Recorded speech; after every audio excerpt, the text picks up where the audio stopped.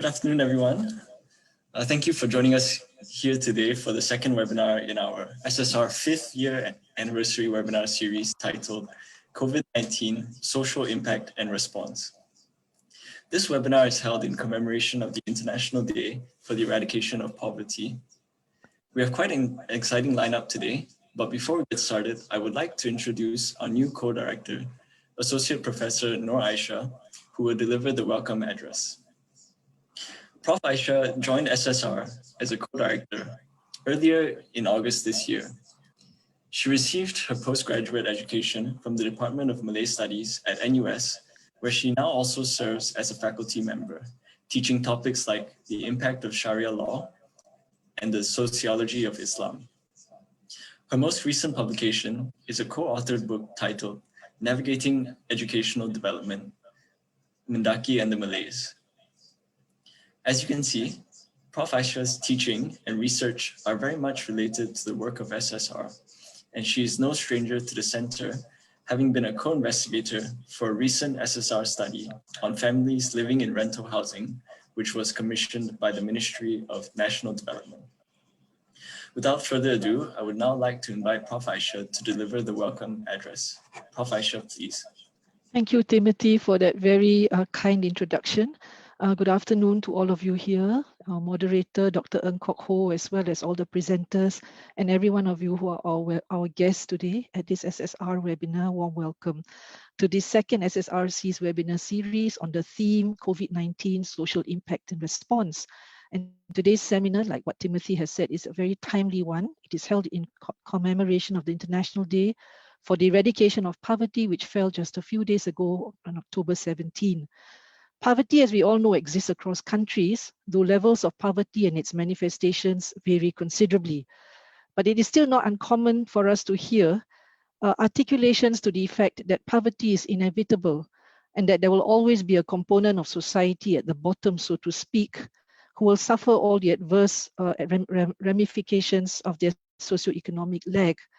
Such a view, fortunately, is not dominant and is in fact increasingly being challenged, with growing evidence informing us that how poverty is managed in various countries have direct implications on the extent of the problem in any given society. Pressures for poverty alleviation and accountability amid growing discourse for social justice and greater and better wealth distribution have seen countries embark on structural reforms to bring about greater social equality relevant to specific social contexts. Yet, problems associated with the poor have not only persisted, but also escalated in some countries, and especially under the impact of COVID-19, with visible signs of what some people have referred to as the new poor, arising amid present economic uncertainty and problems of displacement. While this is so, the pandemic has also witnessed more apparent and greater public consciousness of the gravity of problems of the poorer segments of society. Though their problems are not new, but have always been present all this while, the onslaught of COVID-19 has pushed the seriousness of the problems into the public sphere. For instance, we today are now becoming more aware of the problems of children of poor families on their learning. Not only do we now know better that many do not even possess adequate and necessary tools to learn at home, the conditions in their homes are also far from conducive to learning. The same can be said for many other areas relating to health, employment, foreign labor conditions, etc. In all these interconnected domains, the pandemic has certainly ushered greater consciousness and awareness of the problems of the poor and their interconnectedness. However, even so, prevailing discourse revealed that much needed revaluation of current ways of thinking and responses aimed at alleviating these problems are still lagging. The urgency for revaluation of established paradigms, measures, policies, and programs are said to often still be overlooked or overshadowed by the business as usual attitude, albeit with some changes and tweaking here and there, which no longer suffice if the problems are not to escalate. Such efforts at addressing the complex multidimensional problems of poverty surely cannot be the sole purview of any particular group. There is definitely a need for collaboration between researchers, policymakers, as well as social service practitioners and other stakeholders involved in the problems of the poor and those in need. And multidisciplinary research informed by relevant data, grounded in concrete problems and social reasoning, are indispensable to this effort, which call for at times of fundamental rethinking and diagnosis of impediments, loopholes, plugging loopholes and gaps in dealing with the existing problems. SSR is indeed, in this respect, very pleased to provide this platform today to hear the findings of research carried out by our social service practitioners representing some of the major social service agencies in Singapore on the impact of COVID-19 on families and other groups, right, that are affected by this pandemic. And we sincerely hope, and we are hopeful, right, that the discussions today will continue to shed insights into the problems faced by the families in need that can contribute to inform uh, more, more effective policies and reforms. So with that, I would like to invite Dr. Ng Kok Ho, sorry, to moderate our discussion today, the panel today, the webinar today. Dr. Ng is a prominent academic, as you all know, right? He is a senior research fellow and head of the case study unit of the LKY, the Lee Kuan Yew School of Public Policy. He leads the Social Inclusion Project, a research program dedicated to analyzing the role of public policies in creating opportunities for participation. His research focuses on income security and housing, and his recent projects include minimum income standards for older people and Singapore's first nationwide street count of homelessness. Without further ado, please let me invite Dr. Ng to moderate the webinar. Dr. Ng, please. Thank you. Thank you, Aisha, and thanks, Tim. Very pleased to be here this afternoon, to be moderating this session, to be among colleagues doing really important work and whom I respect very much. We have three very exciting presentations coming up. But just before we begin, a reminder to the audience that if you do have questions along the way, you can already send them through using the Q&A button at the bottom of your Zoom screen. Right? The presenters will not be responding in writing to your questions, but as you send them in, we can already start to think about them, and then we can discuss your questions during the Q&A session later. Right. So our first speaker today is Stephanie Chong. Steffi is an independent researcher who has volunteered and worked with several NGOs in Singapore. Her PhD focused on temporary labor migration in Singapore, and her research focuses on issues related to social inequality and labor rights. She's currently involved in projects related to income inequality, food insecurity, and criminal justice reform in Singapore. Steffi, over to you. Okay, hi everyone. Thanks for being present today. I'm going to share screen so that you can see my slides. Okay, and yeah. Okay, is this fine? Can you see? And can you see and hear? Yes. Okay. All right, so I'll just get started. So thank you SSR for giving me the opportunity to present today. This project was done in collaboration with Beyond Social Services.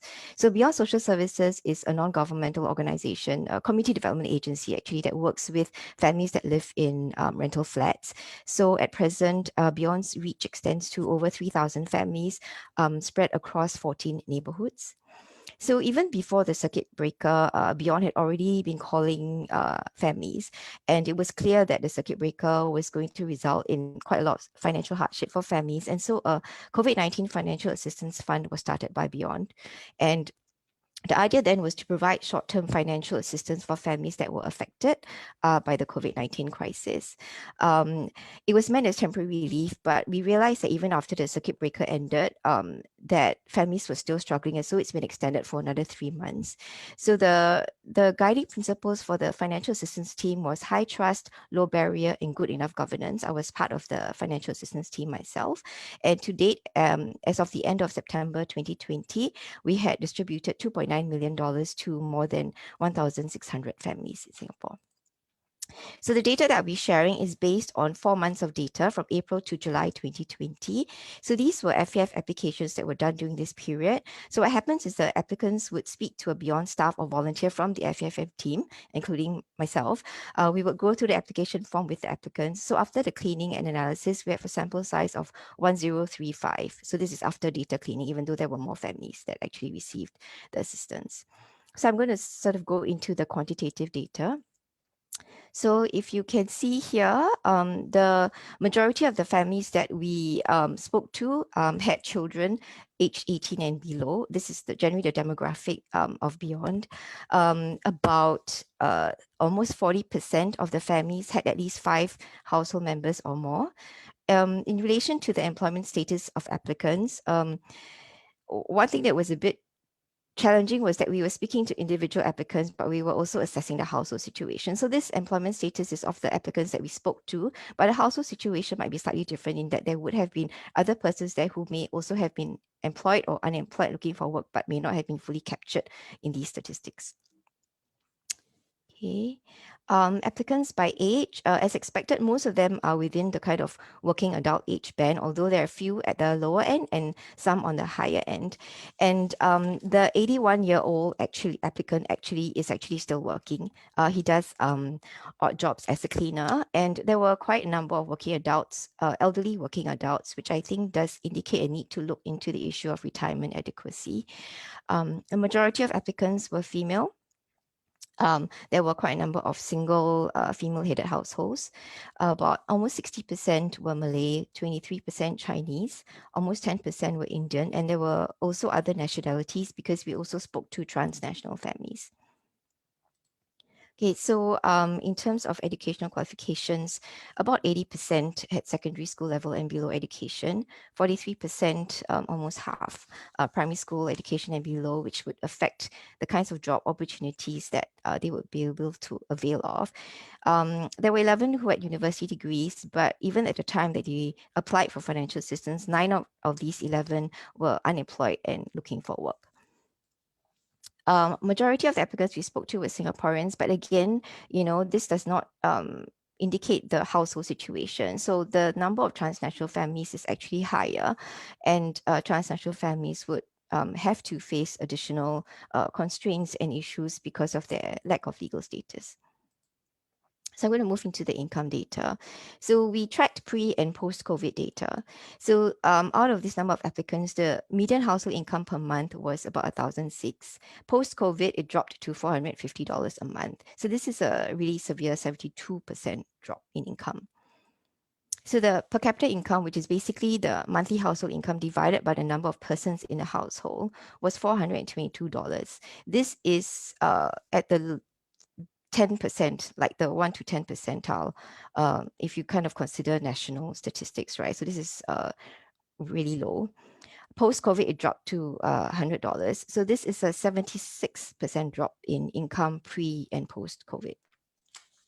So if you look at this chart, right? So this chart basically shows you the number of persons in each income band.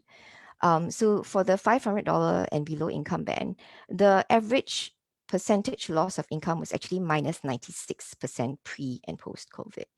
And if you look at the trend line, right, you can see that although the income loss across all income bands is really significant, it is especially severe in the lower income groups.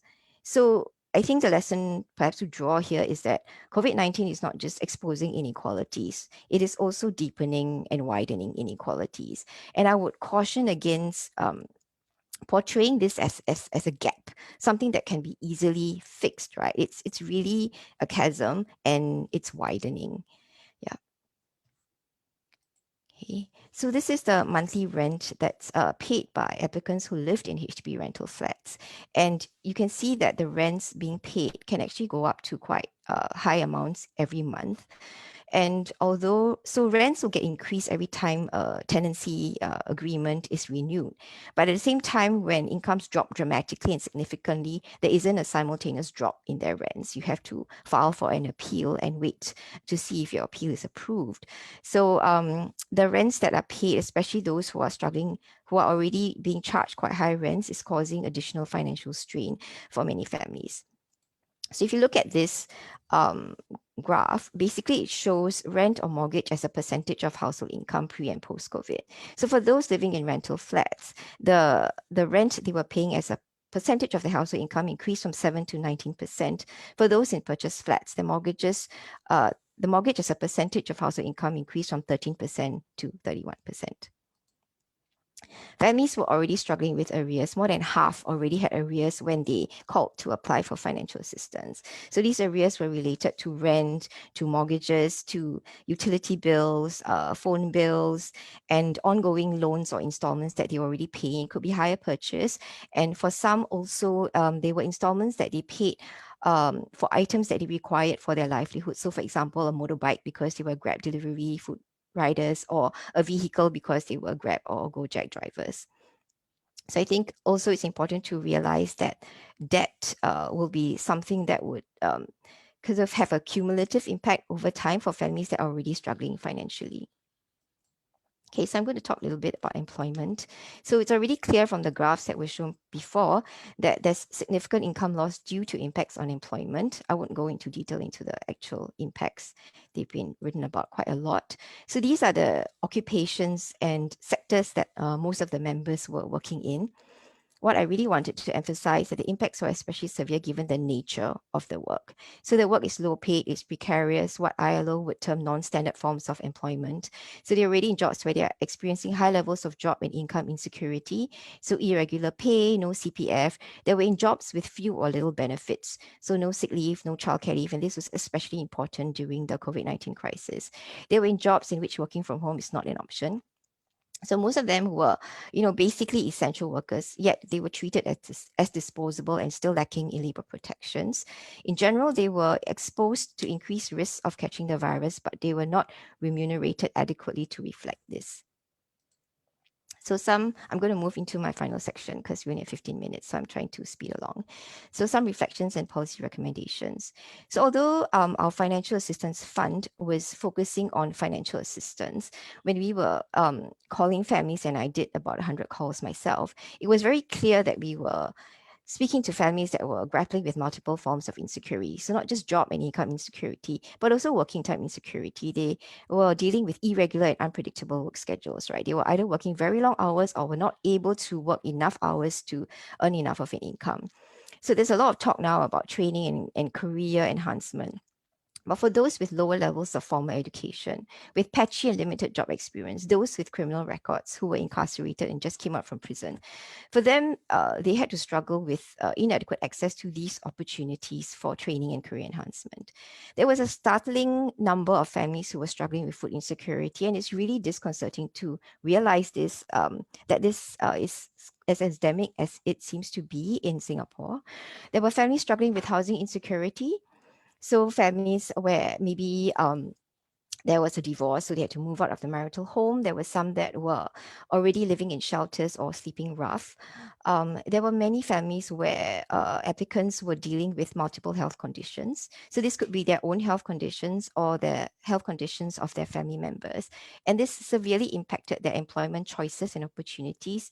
It affected their caregiving responsibilities and then ultimately their finances. For transnational families, there was additional insecurity over their legal status. So the implications for interventions are that if we continue to take atomistic reductionist approaches, this is going to be inadequate if our goal is to ensure family stability, right? And we need to greater acknowledge this interconnectedness between the different dimensions. Okay, so recommendations. So Beyond has been pushing for rent relief for rental flat residents, and we're pleased to note that in October it was announced that HDB will be giving a 50% rebate for 3 months for those living in rental flats. But seeing the significant drops in income, we hope that they will consider, especially for those who are paying higher amounts, maybe higher rebates and maybe extending it for a longer period. For mortgage payments, we would like to suggest that perhaps mortgage payments could be taken into account when making assessments for social assistance. I'd like to advocate for stronger labor protections. There's a lot of emphasis now on job creation. I think it was in the news that more than 100,000 jobs have been created. But the emphasis on job creation should not obscure the need to ensure that the jobs we create pay living wages and offer decent working conditions. So essential workers' rights should be protected. We shouldn't just clap for them. We should ensure that they are better protected. We need to shift from a welfare framework to a rights-based framework, right? To be less reliant on the benevolence of well-resourced and well-placed actors, we need to rely on solid set of values and principles that are universally recognized as applicable to all persons, right? The emphasis should be on social returns, not just narrowly on economic ones. We need to own up to our shared political responsibility of ensuring that our society is less unequal, that everyone is able to meet their basic needs, and to have their rights respected. So basically, we need to deal with the structural issues. Being part of the FAF team has also really made me question what are our perceptions and measurements of adequacy? What is the current basis for the benchmarks that we are using? So for example, the PCI for Comcare is 650 and below. For MOEs, FAS is 690 and below, and then different ones for whether you are eligible for rental flat, for PWM, for workfare, etc. So what exactly are the prevailing policy understandings and applications of adequacy? This is based on what information and criteria? Who decides or who decided? Under what sort of conditions were these decisions made? And when were these benchmarks revised? And what are the consequences then for families? What we need to work towards are clear understandings of adequacy. These need to be benchmarked to actual lived realities, and we need to democratize decision-making when it comes to important decisions like this. So our policy goal in general should be to enable people to thrive and not just to survive. So one member used this phrase, right? 我吃不饱饿不死, meaning, I eat, but I never have enough to feel full or satisfied, but I don't have that little that I will starve to death, right? So basically what we are witnessing are significant numbers of people living in a state of semi-deprivation and constant duress. But this is not an inevitable situation, right? And we should not normalize this as acceptable for some segments of the population to live like this for a prolonged period of time. Singapore is a very, very wealthy nation. Our GDP per capita last year, according to the World Bank, was $65,000 USD. So we can choose to respond differently.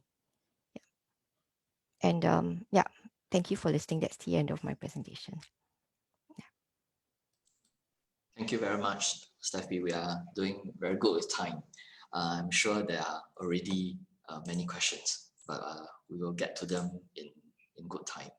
Our next speaker is Shaylee Ingrani, who is Head of Advocacy, Research and Communications at AWARE, the Association of Women for Action and Research. Before joining AWARE, Shaylee worked on women's rights and child rights in South and Southeast Asia and the United States. She has worked with the Open Society Foundations, the FSB Harvard Center for Health and Human Rights, and Save the Children. Shaylee was a Fulbright scholar at Harvard University, where she received a master's in public administration. Over to you, Shaylee. Thank you so much, Kokho. And thank you, Timothy, for helping with the presentation. Steffi is always a tough act to follow, so I'll try my best with this presentation. Hi, everyone. Over the next 15 minutes, I'll walk you through the differential impact that COVID-19 related measures have had on women, especially those who are most marginalized. Next slide.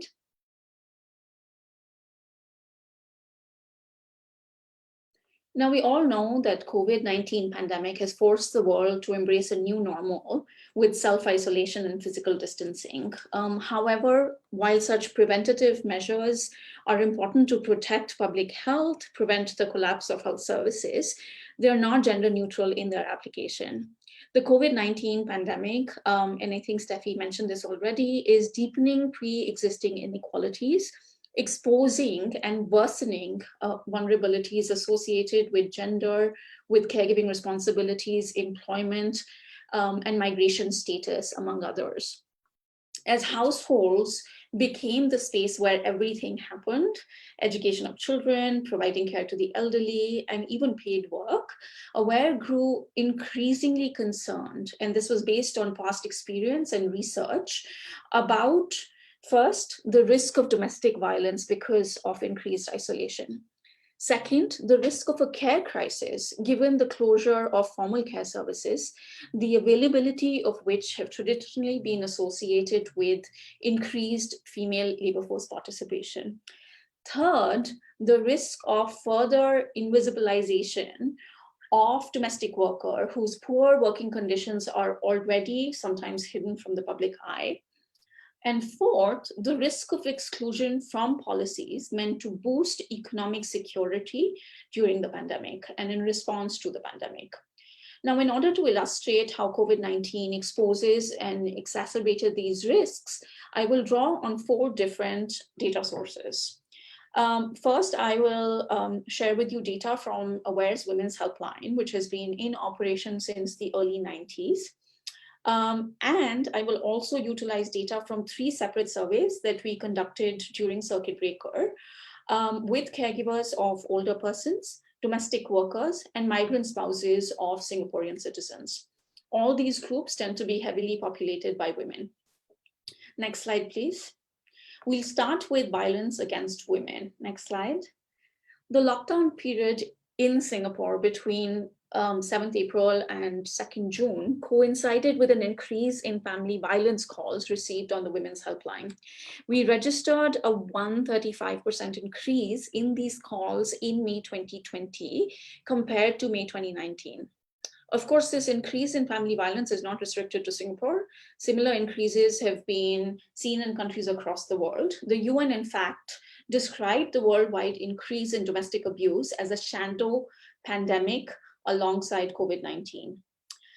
Now, confinement measures that seek to protect public health and prevent the collapse of health services were, of course, crucial, like I said, in curbing the spread of COVID-19, but they were not gender neutral. And one example of this is how confinement measures created the perfect storm, the worst case scenario for domestic violence victims, if you will. On the one hand, they magnified the ability of abusers to exert power and control over their victims. And on the other hand, they isolated victims and cut them off from their formal and informal sources of support. Now, crises and times of unrest have been linked to increased interpersonal violence, including violence against women and children. And pandemics, we know, are no exception. So for example, if you were to look at the Ebola crisis in West Africa, an epidemic of rape, sexual assault, and violence against women and girls was reported as have been a largely undocumented collateral damage. Next slide. Now, we don't know if the COVID-19 policy response anticipated the increase in domestic violence cases based on past research, but nevertheless, the government was quick to respond to reports of domestic violence with first a national care hotline, which was meant to provide emotional and practical support to anyone worried, stressed, or anxious during COVID-19. However, given that victims were often trapped with their abusers and in some cases not in a position to make a phone call for fear of being overheard, maybe they could have started a text service too. Second, the second way in which the government responded was with a public education campaign to remind people of common signs of domestic violence and the help that's available. A little disappointingly for us, these education materials did not specifically refer to LGBTQ individuals and migrant spouses, communities that are known to be especially vulnerable to domestic violence. Now, staying with public education and communications, we think a more concerted effort could have been made to communicate the validity of protection orders that were expiring during lockdown, how to file new applications for protection orders, and whether crisis shelters were open and had capacity to take new entrants. We received a number of calls asking us if protection orders that were expiring during circuit breaker would be automatically renewed, how clients could file fresh protection orders if family violence specialist centers were closed, and whether crisis shelters were at full capacity, and if it was safe to move into one given COVID-related measures. Next slide. The second differential impact I want to talk about is women's unpaid caregiving burden. Now, a decent amount of media attention has been paid, especially internationally, on how the closure of schools and childcare centers led to an increase in women's caregiving responsibilities, added a third shift to their day because they were now the default parent that was providing remote learning support to their child while working full-time if they still had their jobs. However, the same degree of media attention wasn't paid to family caregivers of the elderly, even though it should have been reasonable to expect that their caregiving burden would increase too with closures of elder care centers. So to address this gap, we interviewed 42 caregivers of the elderly in early May. Next slide. The caregivers were on average 55 years old and were caring for a parent or parent-in-law who was on average 82 years old. Much like the children women typically care for, the elderly co-resided with the family caregiver as well. Next slide. Now, unsurprisingly, more than half of the caregivers of the elderly reported an increase in caregiving responsibilities due to closure of formal elder care centers, such as physical rehabilitation and dementia care centers, and the lack of respite care options, such as when extended family members were able to come around and help out on weekends. Some caregivers reported feeling additional caregiver stress due to the physical and cognitive deconditioning when their care recipients couldn't access in-person physical and mental stimulation at formal care centers. This increase in caregiving responsibilities was often accompanied by changes in their employment status and a decrease in their income because they were reeling from the economic impact of COVID-19. Many of them also reported facing challenges trying to work from home and care for an elderly parent who now wanted their attention at the same time. Next slide. The policy response obviously recognized the importance of formal care services and made online alternatives available to replace center-based exercise and dementia care programs. From what we understand, not all services were moved online because of incompatibility. So for example, physiotherapy, and even those that were moved online didn't successfully substitute center-based care because of lack of access to technology, digital illiteracy, and other issues. And in some cases, they didn't provide the desired relief to caregivers because elderly care recipients and migrant domestic workers often required additional assistance to set up digital devices and troubleshoot connectivity problems. What could have been done better? Since designating elder care services as essential services, which has been broached as an alternative way to deal with the elder care problem, could have made already vulnerable seniors more vulnerable, I'll focus my recommendations on support that could have been provided to minimize the extent to which work conflicted with caregiving. The government could have considered subsidies to replace pay for workers who were unable to work while caring for their elderly relatives, and especially at a time when elder care services were closed. Introducing unemployment benefits or other cash transfer schemes to those resigning from employment to provide elder care. Finally, they could have also provided access to paid family care leave during the pandemic.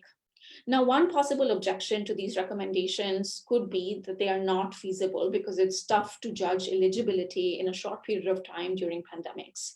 This is one reason why we must collect and publish data during normal times. In this case, on the number of family caregivers in Singapore and the care needs of their elderly care recipients, so that this data can be relied on during emergency situations. Next slide.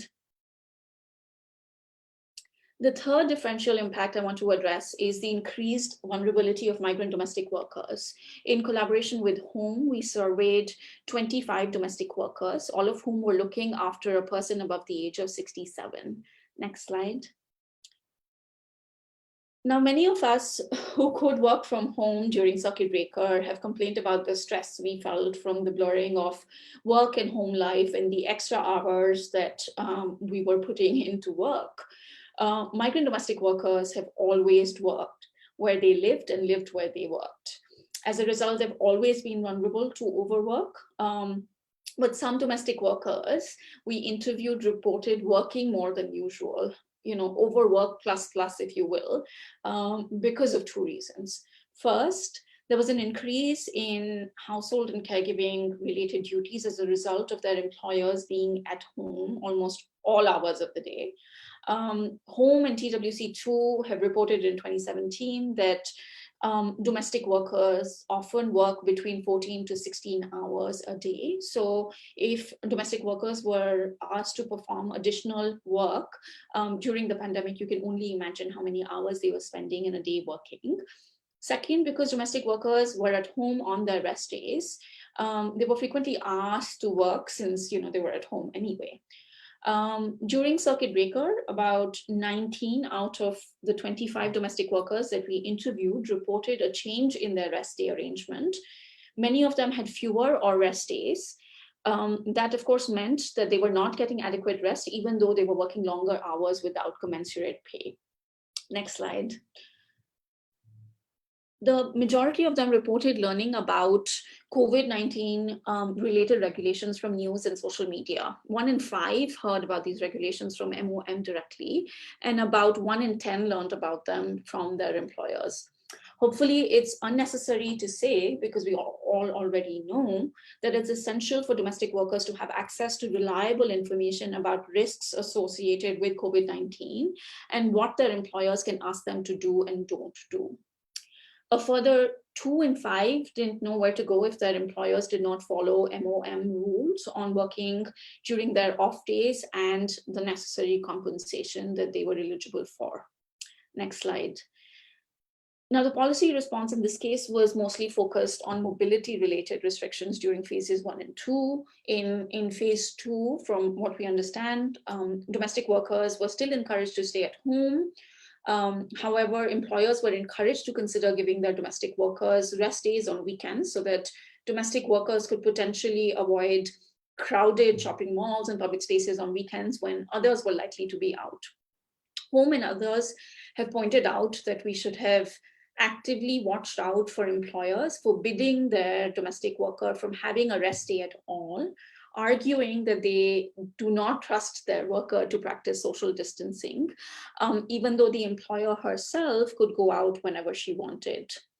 What could have been done better? Of course, apart from the more significant long-term changes to give domestic workers access to decent work in normal and pandemic times, we would have liked to see more targeted communication to domestic workers about COVID-19 regulations and frequent reminders to employers about giving their domestic workers enough time to rest, to not overwork them, and to not infantilize them as far as decisions to go out during rest days were concerned.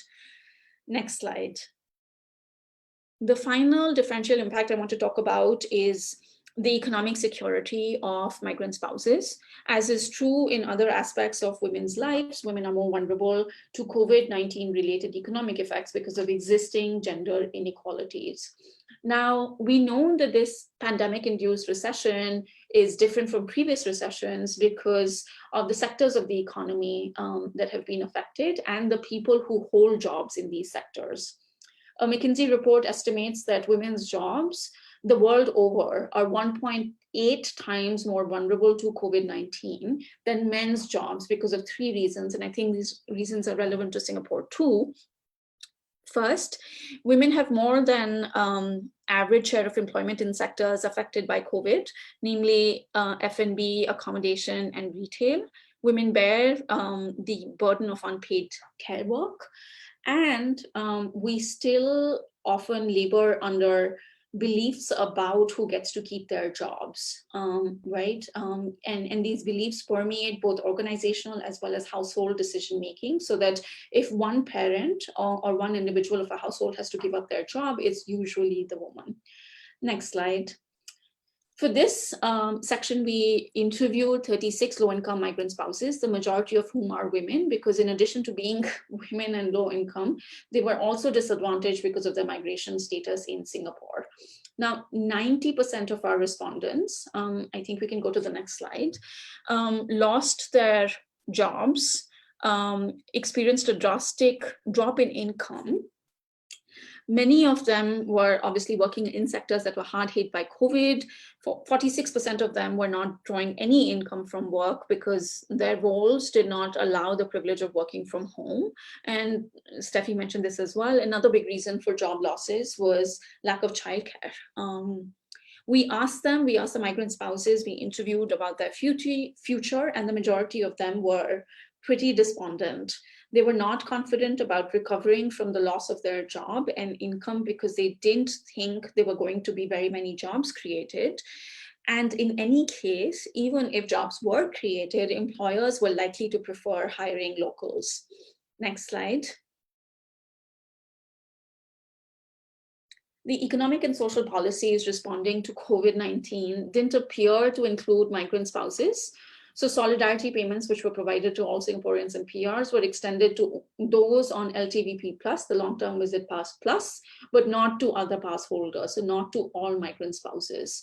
Wage support for employers was only extended for local employees. As a result, struggling employers may not have been incentivized to keep those on different types of passes like LTVP, SVP. What could have been done better? We think at the minimum, wage support for employers could have been extended to migrant spouses. Second, of course, since migrant spouses are already part of Singaporean families, they could have been included in the Singaporean core so that they were automatically eligible for governmental financial and social assistance. Next slide. Finally, I want to leave you all with an overall recommendation, which is that striving for gender equity means adopting an intersectional gender perspective in the development and assessment of policies. We think that this is also relevant to COVID-19 policymaking and assessment. It includes taking into account 3 elements. The differential impact, kind of like what I've done, that measures may have on men and women and different groups of women, as we've seen in the case of the implementation of confinement measures. The opinions, experiences, and concerns of women and men. And finally, the benefits that measures bring in terms of reducing the inequality between men and women. I'll stop here. Thank you. Thank you, Sherry. Our final presentation is by Denise and Farida from South Central Community Family Service Center. Denise is a researcher at SCC Family Service Center, where she supports practice research and the evaluation of programs and community building initiatives. She has a keen interest in promoting research among practitioners and co-organizes a community of practice for researchers in the social service sector. She has conducted research on the impact of trauma on children in care, perceptions of child abuse, and bullying. Farida is an active community contributor, animating many bottom-up initiatives in the Bukit Ho Swee, Lengkok Bahru, and Red Hill neighborhoods. She took up the challenge to spread the spirit of Gotong Royong in the Red Hill community 5 years ago, and is now known as the unofficial MP for Red Hill. Her life is a story of from zero to hero. She is trained in asset-based community development, ABCD, and is currently an ABCD guide in training. She's also a community connector for SCC, working alongside staff to support families affected by COVID-19. Over to you, Farida and Denise. Okay, hi, I'm Farida. I'm representing South Central Community Family Service Center, who provides support to the low-income and vulnerable families in our community, while giving support to families who seek help in financial, social, or relationship issues. We encourage community to self-help and cooperation. Just an overview of what we are covering today, talking about the See COVID project and sharing my personal experience as a care connector. Denise will be sharing the profiles, needs and assets of the family and also how they cope. Right. During the pandemic, SCCFSC did a See COVID project, which is community caring others through valiant and inclusive decisions. The project hopes to alleviate the impact of those livelihood affected by COVID-19. Families were chosen from the social worker recommendations from their cases with the 3 criteria: loss of employment, deficit income, and they have dependents. Right. It was started in April and extended till August 2020. Families were given bundle support financially for 3 months and also fresh kits consisting of food items. The process also includes giving supports and linking them to resources. We also want to provide a holistic support for the families. So social worker continue with the case management for the families, while the project See COVID team provide other form of support, such as linking them to support group in the community. Through the process, we also discover on the family strengths and assets. I was chosen as one of the community care connector, working alongside a social worker. My role was to support the staff in meeting the families for social contracting. I also journeyed throughout the 3 months with families to help support their needs, documented the interviews and updates their social worker. Using this visual board as a guide for our conversation. And so during check-ins most time, I am able to leverage on existing my own experience, also to provide support and giving them great empathy. Often sometimes leading to awkward emotional moments. I also shared some of the resources I know with the families. Families also were able to be more open as we speak the same language. Some are also willing to be introduced to community groups or form support group. So I give you an example of while doing the check-in, there was this lady that she was unaware of doing internet banking, and then I helped her to navigate and create a pay now account for her. So these are the things that during check-ins that I do with them, and they can relate because, like I said, they speak the same language. And also using my own experience as example, like there was a family that the school, the child wanted to drop out from school, and so I used my son dropping out of school as an example, and we tried to talk, and then of course there was awkward moments that most of them like cry and laugh, and these are the things that I bonded with them a lot during this check-in. So I'm honored to be one of the community care connectors during this COVID period, to be like, community by the committee, and we work together and helping them. Yeah, so thank you. That's all for my sharing. Now let's hear it from Denise to share more. Okay, thank you very much, Farida. So now that Farida has shared her experiences as a connector, let's find out a little bit more about the families supported by Project See COVID. So in total, we supported 122 families from 3 main clusters within our service boundaries: Lengkok Bahru, Bukit Ho Swee, and Henderson. So most of the members were actually living in public rental flats. So more than 1 in 3 were either single parents or they were sole caregivers, mainly because their spouses were incarcerated or the spouses were non-Singaporeans who were stuck in other countries due to the COVID situation. 10% of members or their spouses were also non-Singaporeans or on long-term visit passes. So in total, we supported 344 children. Most families had between 2 to 3 children, and more than half were 12 and under. So the median number of household members was 4, and very similar to the profile that Steffi presented just now, 28% were from very large households of between 6 to 11 members. So before COVID, many worked in the service industry such as F&B and also food delivery. And also again, very similar to the profile that Steffi presented, the education level on a whole was not very high, with 36 having primary school education or lower. At point of application for Project C COVID, 32% had no income, with the average monthly income at just $186 per capita. So next, I'd like to share some of the needs and assets of the families that we supported. So before I go on to this, I would really like to emphasize that the primary purpose of this study was to find out what areas of support we needed to enhance for Project C COVID and also to inform future initiatives. So we collected data mainly from 2 sources, from social workers and also the members themselves. So social workers completed surveys about their members to identify their needs, but also their assets and strengths. And this was based on their most recent contact that they had with members. So in addition to that, we also spoke to 17 members. And the purpose was really to find out their perceptions of the support that they received and to discover the challenges that they continued to face.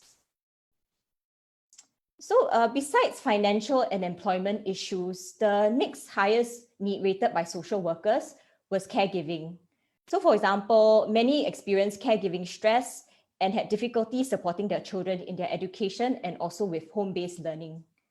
So the next highest need was school issues, with 43% of children experiencing difficulties adapting back to the school environment after circuit breaker or problems coping with their schoolwork.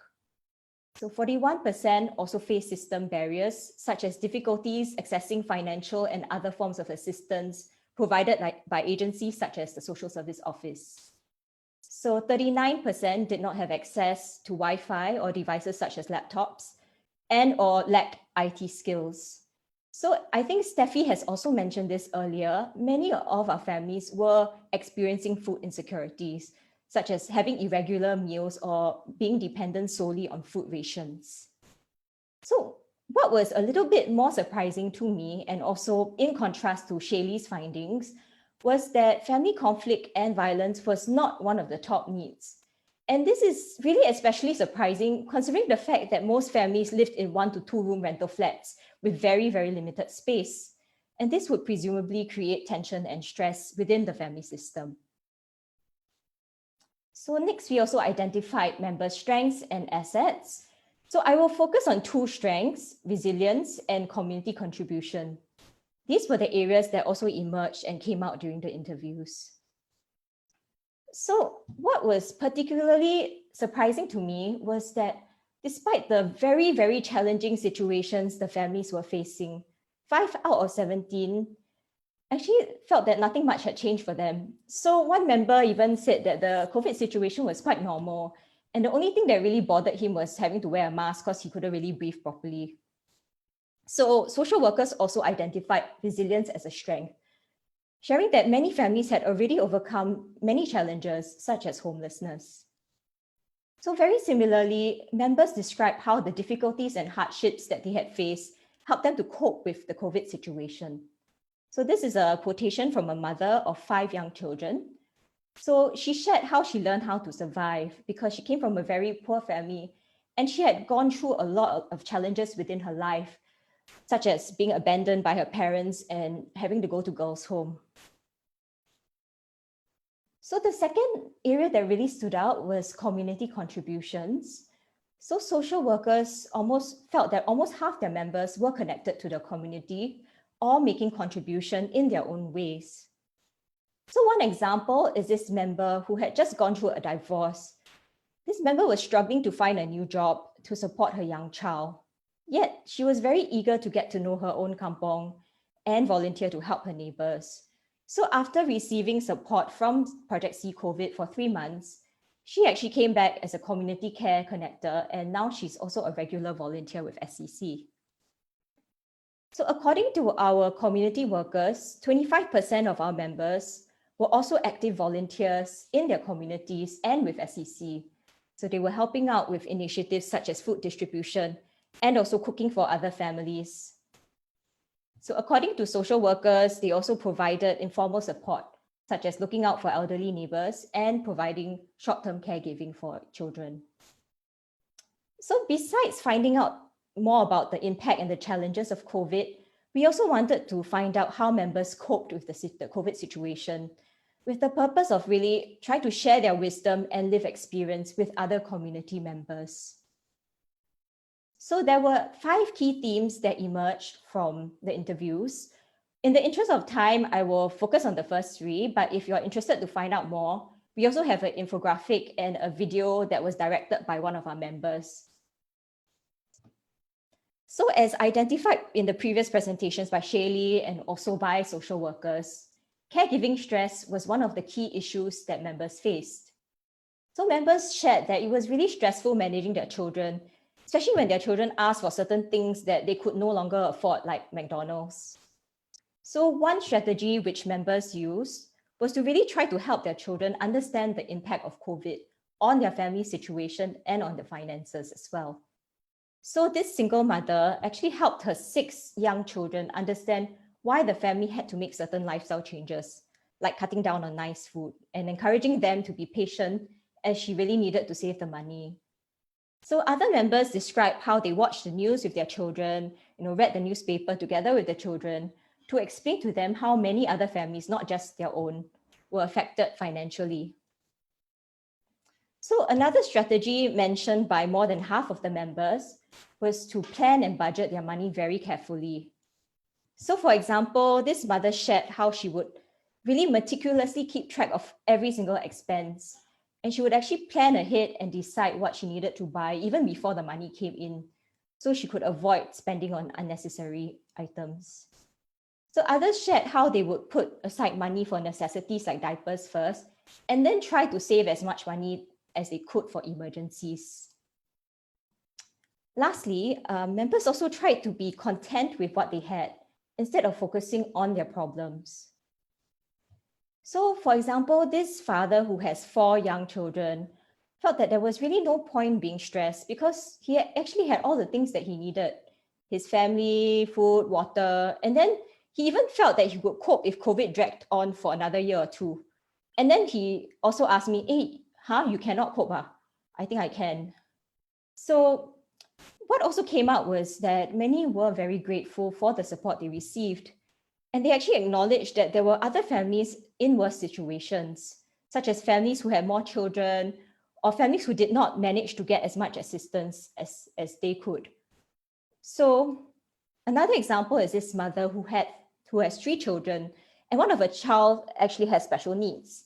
So she managed to stay optimistic despite her husband's job loss. And she shared that, there'll always be problems, be it COVID or other things. So it's really important to focus just on today and to look forward to better times ahead.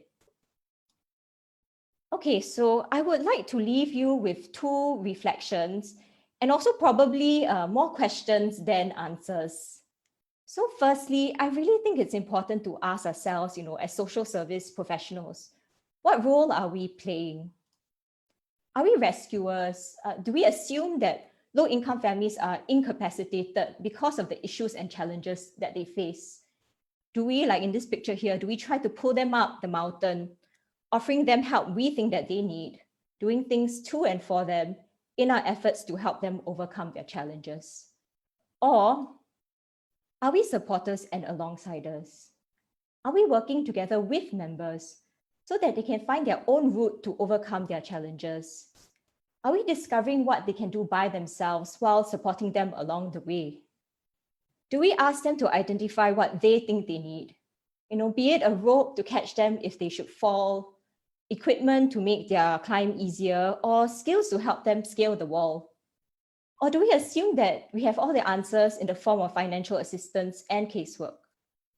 So my question to everyone here today is, how can we shift our role from rescuer to supporter and alongsider? Also, besides paid professionals like social workers, how can the community come in as supporters and alongsiders? how can we expand the role of community care connectors beyond this one project? Okay, so I think this is more a personal reflection. So when I spoke to members, what really struck me was their incredible strength and resilience, which made me, quite frankly, quite ashamed of how I was coping during the circuit breaker period. So all of them were facing challenges far beyond what most of us would ever go through. Yet they seemed to be coping a lot better than a lot of people I knew. Yet the narrative that we hear is that low-income families are struggling, they are scraping by, they are in need of help and assistance. So I'm not discounting the fact that there are issues and families do face a lot of challenges and difficulties.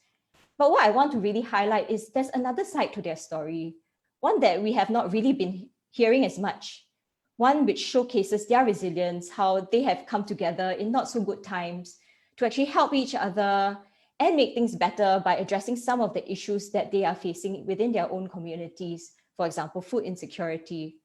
So I think there are still many, many challenges that remain, like caregiving and the lack of digital access. So my final question to everyone here today is, how can we build the resilience of communities? How can we encourage more members to step up, to co-create initiatives alongside professionals? Okay, with that, I have a lot of people to thank. So volunteers from Yale and US who helped us to conduct the interviews and with transcription, social workers, Project C COVID workers, and especially all the members who shared their wisdom and experiences with us. Thank you.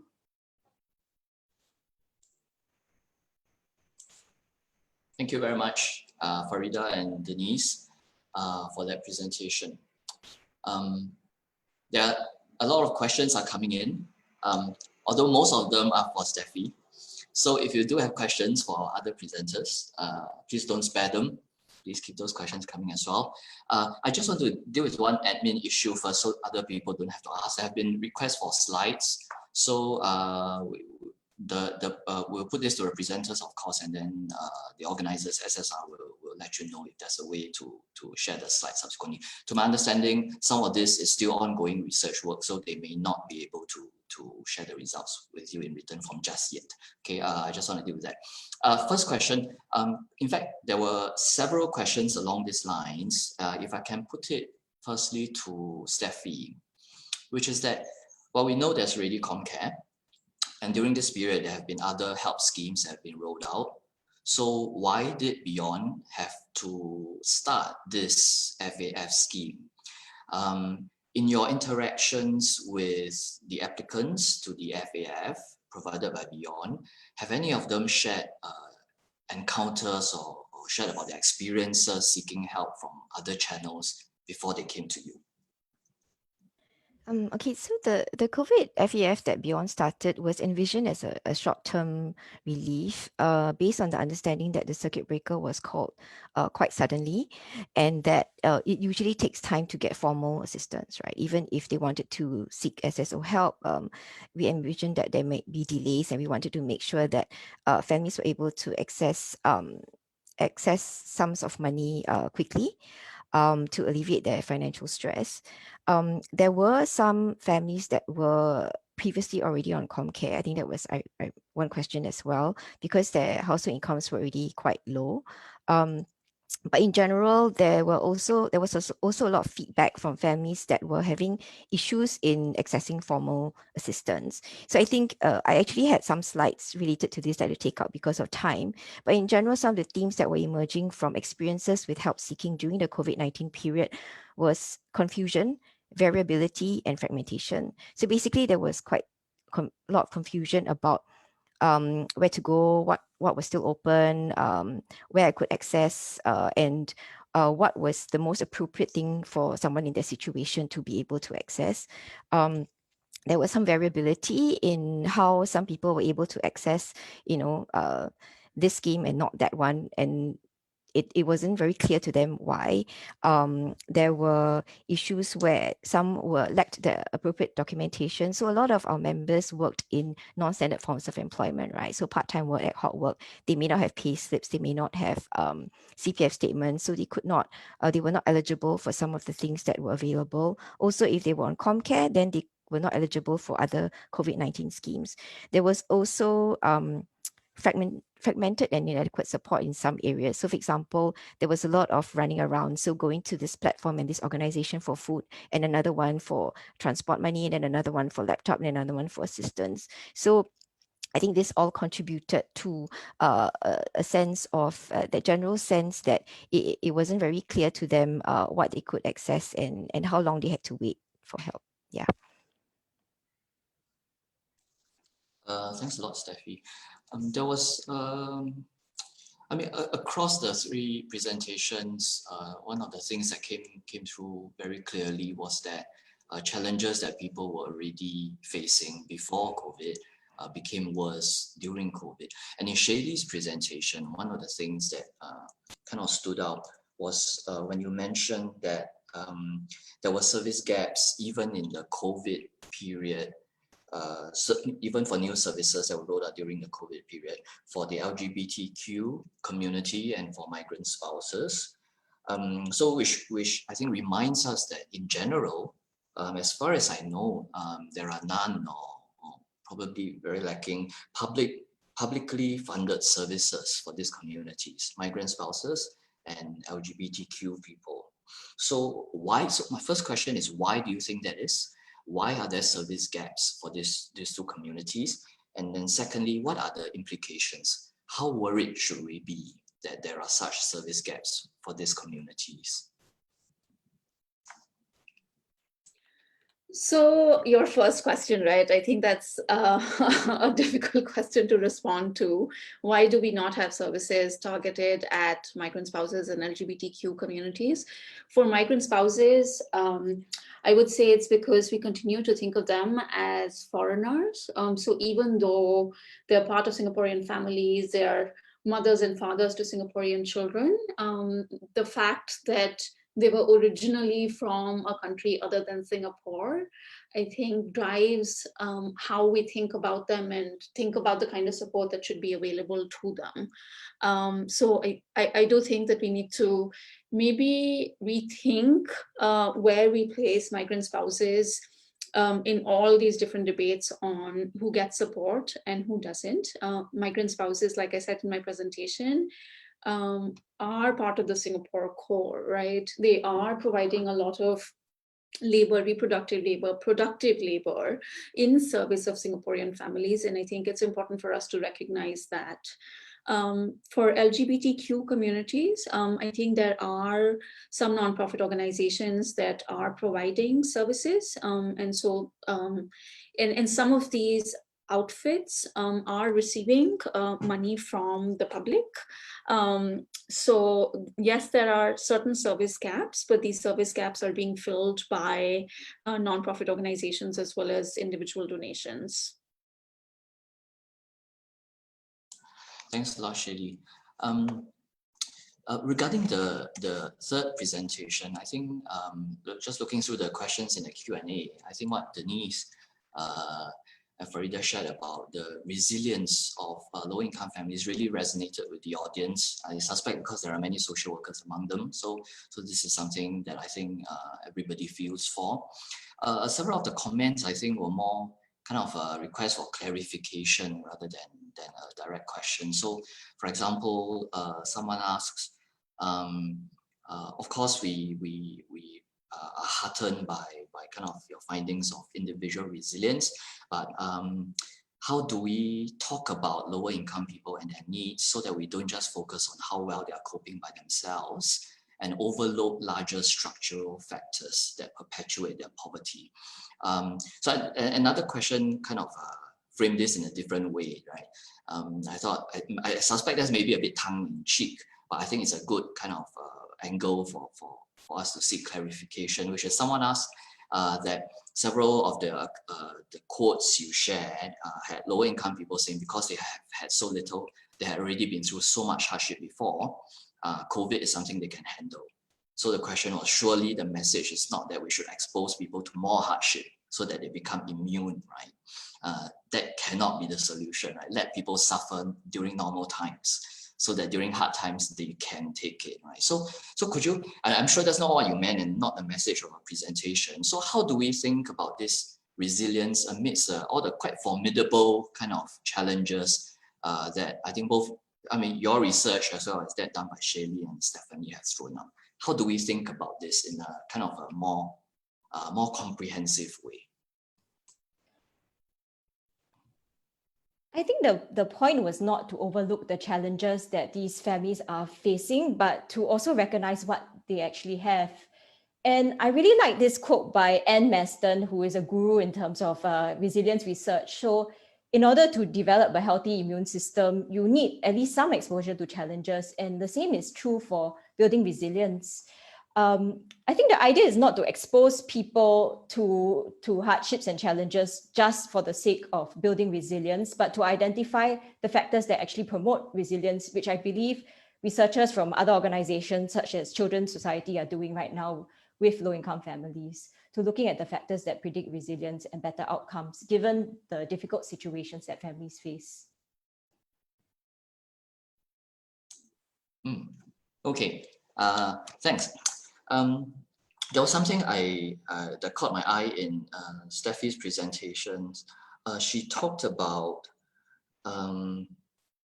democratizing decision-making, right? When Stephanie was talking about how do you know how much people do need, right? How do we set that sort of standards? So Stephanie mentioned in passing because she didn't have time, so I thought I'll clarify. What did you mean by democratizing decision making? And I thought of this also in connection with your role, right? You are firstly a researcher at that time with Beyond Social Services, but you also involved in administering social assistance, right? So what was that experience like? And does it have anything to do with what you meant by democratizing decision making about the way we help people? Okay. Okay. So maybe that comment, which I only added today, and then you caught. Yeah. So in terms of because I was both part of a FAF team, listening to people share their stories of hardship, and then also the researcher.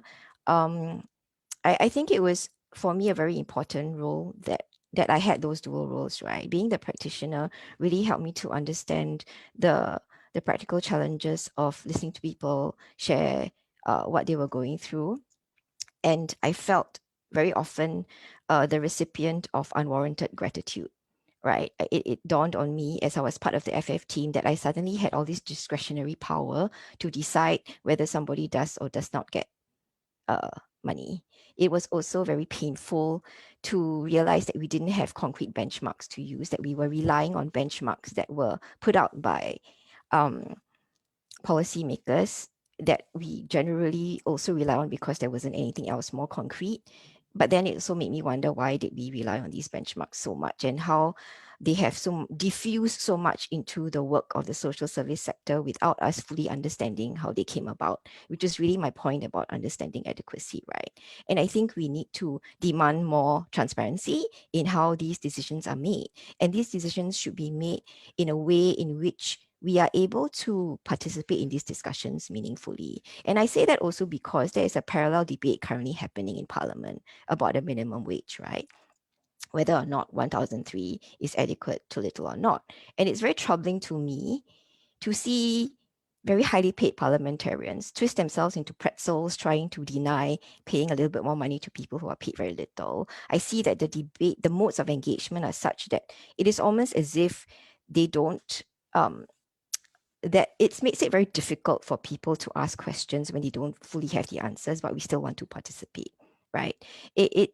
We should be able to be troubled enough to participate and demand that the discussion is respectful, that information is shared freely, and that we can all participate meaningfully in coming up with some kind of benchmark. And I think also, currently you're also involved in a project, right? The Minimum Income Standards Project, which I'm also part of.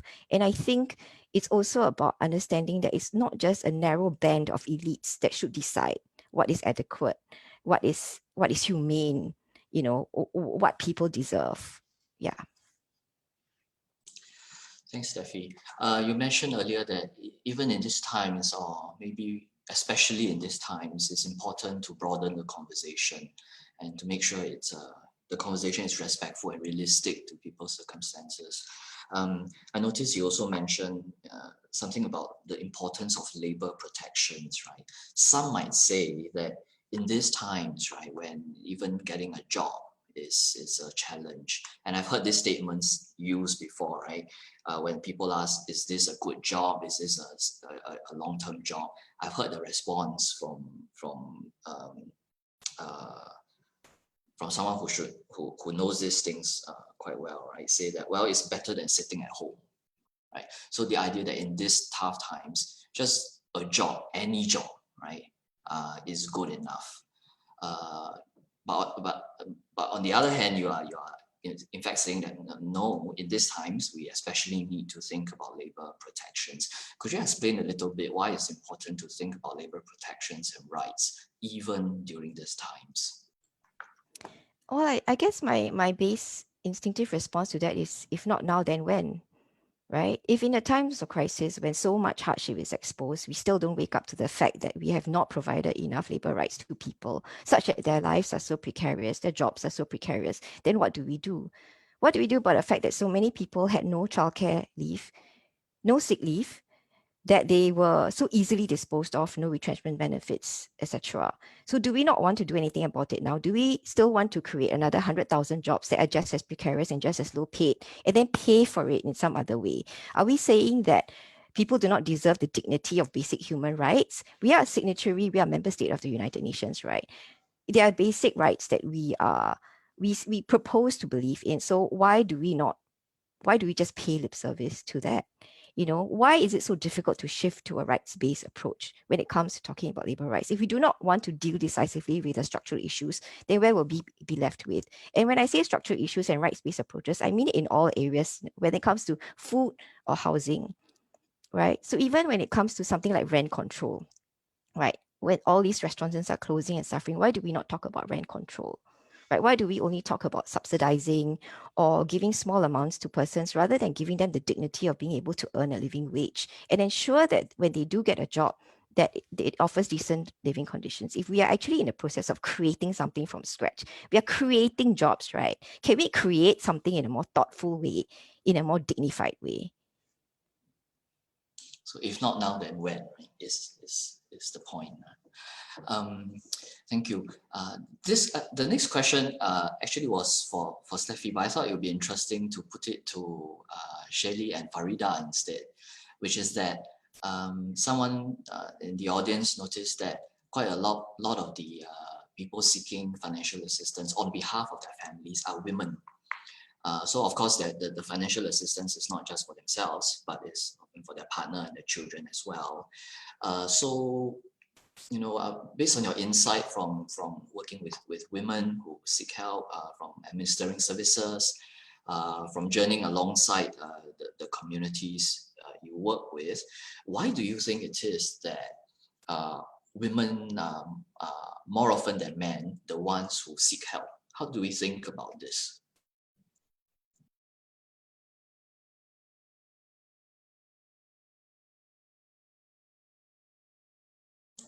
Are you waiting for each other?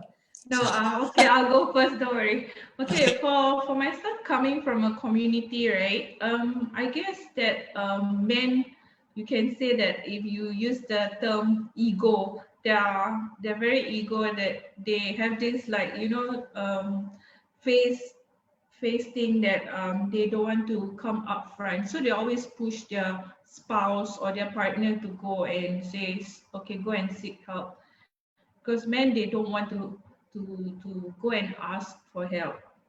I mean, they want help, but they don't want to go forward and ask for help. So I think ego is one of the factor. And second is maybe they have their pride that they don't want people to say that they are asking for help. So to women is because maybe women have more sympathetic look, that if you ask for something, they will give it to you. So I guess that says the point that maybe that's why a lot of women come forward to ask for help.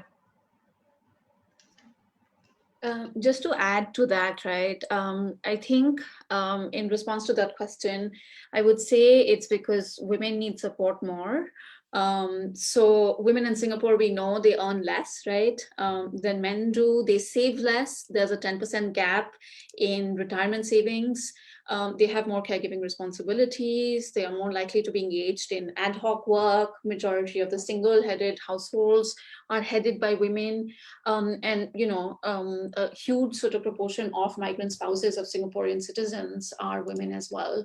And building on what Farida was saying, I think that help-seeking behavior is normalized for women, and some men sort of find it a little difficult to seek help because it compromises their view of what it means to be a man. Thanks a lot. The male ego, that's very interesting. There were a couple of questions that was regarding the, I think directed to Denise, regarding the community care workers. I believe that's meant for Denise, right? Do you think I got it right? So the questions were, are the community care workers full-time staff? How is their role different from the social workers or case workers? So the community care workers were actually members from the community identified by our staff. No, they were not full-time staff. I think Farida may be in a better position to share because she was one. Yeah, Farida, you want to share a bit more about your role? How it was different from the social workers? Okay. The difference is that because one, I did mention in my presentation that we speak the same language, and two, we are chosen because we, from the perspective of our volunteering and connectors, and of course we know a lot of community, but we try to avoid friends during the check-ins on the COVID project, because we don't want like some of them, like they don't feel good talking to us. So sometimes I take someone that I don't know so that they can relate more, as we speak the same language, and coming from a community myself, we can relate each other's problems better, and like they can open up and talk, instead of like, it's a different perspective, because the way they're talking to their social worker and the way they're talking to a community connector, it's so different. So while we have you, right, Farida, I wanted to kind of ask the same thing in a slightly different way. You mentioned that because the community care workers, such as yourself, you speak the same language as your friends in the community, they find it easier to communicate with you. And since we have so many social workers in the audience today, could you share with us a bit what can be challenging when someone who's facing difficulties has to approach a social worker? What do they worry about in their heads? One thing they worry about is most of them the process of probably getting the financial help or other help is to be approved or not, and then like what are the time frames that they need to wait, and also some of them, they are working like hourly rated, and if they go and take their time to seek for help, their salary will be cut, because they won't get paid for taking leave. So I think those are the worries that they face, a lot of them are facing. Yeah. Okay, so some of these practical concerns and how to communicate them to social workers. True. Yeah. The next question, I was going to leave it to the end, but I suppose we are approaching the end, right? And then it was asked subsequently in a couple of different ways, so I thought I better ask it, which is that there were people are wondering they say, well, if we know that there are kind of inadequacies in some of the schemes currently provided by the government, how can we, I suppose that means how can social workers, right, help the government to see that change is needed, that there are gaps, right? And then people are even asking, how can social workers organize to do advocacy and so on. And I can see in all the research that we heard from today, there is an element of advocacy, right? This is not only the production of knowledge, but there are messages embedded in your research about what needs to change. So Actually, I could ask this to all of you, which is that what can social workers do, and what can members of this the social sector community do to help policies change? Shelley, do you want to go first? Sure. Yeah. So I think there are a number of things that we can do. Of course, I'm not a social worker, and I think Aware only has one social worker on staff right now. So this may not be representative of how social workers think about doing advocacy and research. But I do think that any lasting change in our social norms and attitudes will require and does require deep understanding of the realities faced by vulnerable populations, vulnerable communities, right? And so I think as a first step, we need to channel, whatever we're feeling, whether it's outrage or discomfort, into developing a collective awareness of lives of different types of people who currently reside in Singapore. I also think that social workers should try and work with actors that represent divergent sort of views, right? Something about building solidarity with other nonprofit organizations often. And this is true of Aware as well, although we've been trying to make an effort to work with other nonprofit organizations much more, because you're so sort of caught up in the everyday details of the work that you do, you don't take a step back to see how the issue that you're working on links with issues that another organization might be working on. And so that linkage, I think, is really, really important. And not every organization, not every social worker is going to have the time or the skills to do advocacy. So if we had this solidarity built between nonprofit and social service organizations, then we could rely on each other to do more advocacy, to use the research that one organization is collecting through a service or through other means, and sort of think about how that can be translated into advocacy. Finally, I think that it's important for all of us to remember that we can either choose to remain in the background or start a conversation that is going to change public discourse on some of these issues, right? And I know that many of us take to social media to express our outrage, to express our discomfort, and usually online chatter is sort of dismissed as online chatter, but I do think that social media sort of gives us a unique opportunity to talk about our work, talk about the women and men that we come in contact with through our work, and using that should be one way in which we think about raising awareness. Thank you. What about Denise and Farida? What can we all do in our individual capacities to help policies change? I think firstly, advocacy can take different forms and can be done at different levels. So even individual social workers working with your individual members and clients can advocate for that individual to policymakers, to agencies, for example, HDB. And I mean, I worked on another project to help move families from rental housing to purchase flats. And we have advocated many times to HDB on the individual level.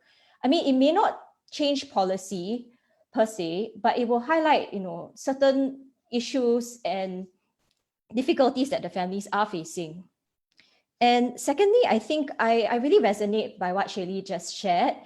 I think we need to come together a lot more. I think a lot of us are still working in silos.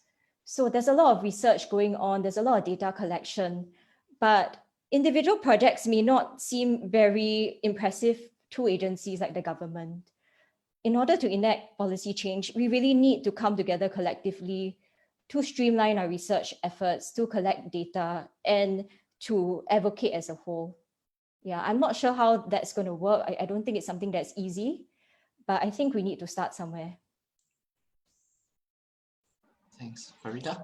Yeah, I think for myself, I used to join the advocacy team with all the high profiles, professor, and then being myself as community. I think one thing that I can do is that I always usually will copy talk with the community and then see what are their needs and about the policy or something, because most of them they don't know anything about this. So then I'll discuss with the organization that I work with, and then from there we'll try to work out something. Yeah, I think I also agree with Shelly too, like everybody comes together and then we do something about it to help the people who doesn't know about all these things. Yeah. Thank you. And Steffi, how to change policy? Well, I think a collective of activist social workers would be great. You know, do not allow yourself to be molded into compliant administrators, right? You know, fight for the rights of your clients, demand transparency from the government agencies that you work with, you know, come together and do it as a collective, mobilize your social worker community, you know, and do not resist the temptation, even as you are deepening individual human relationships with your clients, right? Always take the opportunity to point out the structural flaws. You are so close to the ground. You know the issues. Step back, reflect, analyze, and then share the information. You can do it respectfully, but you can still challenge, right? You can still demand accountability, and you can still adopt a rights-based framework. I do not believe that the rights-based framework is contradictory to your social work principles. I would really urge social workers to adopt rights-based frameworks. Thank you very much, Steffi. And I mean, I thought those are really important messages for all of us to take away today, right? Today, I mean, we are gathered to talk about COVID and its impact on the community in Singapore. But as Aisha mentioned at the start, this event is also held in solidarity with the International Day for the Elimination of Poverty. So I think we take away that very important message from all the speakers today. That something as big as the idea of eliminating poverty starts from people coming together, as Farida said, connecting with your community, finding out what's going on, and then doing things together, right? Following the principles and values that are dear to you. So there is a lot that all of us can do, not least social workers. I'm very sorry we didn't get through all your questions. We tried our best. I think all the speakers tried to be very concise and so on, so we tried to cover as much ground as possible. I'm sure there are other ways to continue these conversations. Look out for other SSR events. That's all from me for now. I have learned a lot today. I'm sure the audience has too. I'd like to thank all the presenters today, and I believe the organizers have a message before we leave. Tim? Right. Thank you for joining us today. And we trust that you enjoyed and learned a lot from the enriching and insightful presentations as well as the question and answer. Before you leave, I would like to take the opportunity to invite you to the final webinar of our 5th year anniversary webinar series. This will take place on Wednesday, 11th November, 4:30 to 5:30 p.m. And you can sign up either through the QR code or by visiting the website. So we hope to see you there, and thank you again for joining us today.